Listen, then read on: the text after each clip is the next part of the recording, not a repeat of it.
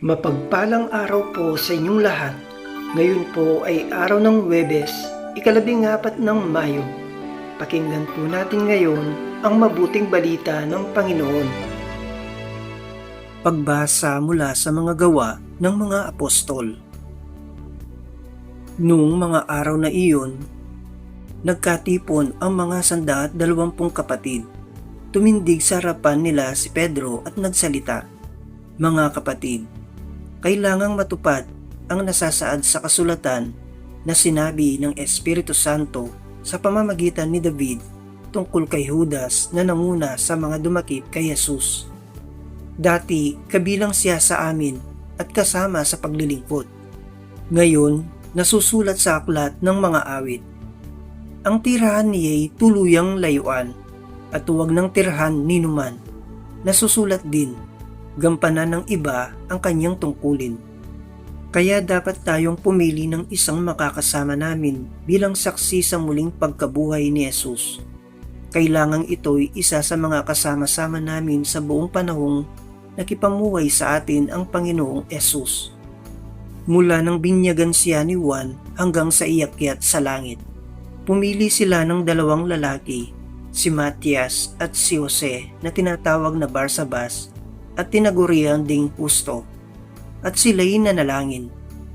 Panginoon, alam ninyo kung ano ang nasa puso ng lahat ng tao. Ipakilala po ninyo sa amin kung sino sa 2 ito ang iyong hinirang upang maging apostol na gaganap sa tungkuling tinalikdan ni Judas nang siya'y tumungo sa lugar na marapat sa kanya." Nagpalabunutan sila at si Matias ang nakuha. Siya ang nadagdag sa 11 apostol. Ang salita ng Diyos. Salamat sa Diyos. Salmong tugunan. Hinirang ng Diyos ay dinangal sa piling ng mga banal. Dapat na magpuri ang mga alipin. Ang ngalan ng Poon ay dapat purihin. Ang kanyang pangalan ay papurihan, magmula ngayo't magpakailanman. Hinirang ng Diyos ay dinangal sa piling ng mga banal.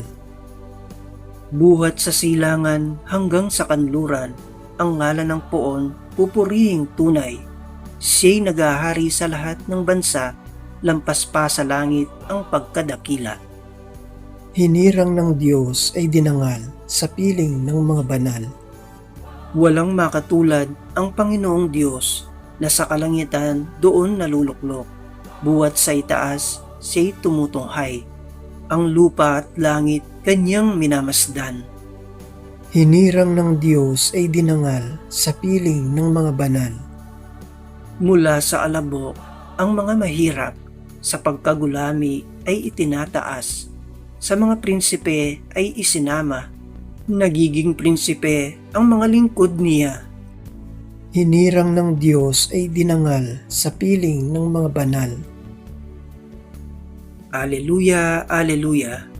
Hinirang tayo ni Kristo upang mamungang totoo bilang mabubuting tao. Aleluya, aleluya. Ang mabuting balita ng Panginoon ayon kay San Juan. Noong panahong iyon, sinabi ni Jesus sa kanyang mga alagad, "Kung paanong iniibig ako ng Ama, gayon din naman iniibig ko kayo. Manatili kayo sa aking pag-ibig. Kung tinutupad ninyo ang aking mga utos, mananatili kayo sa aking pag-ibig.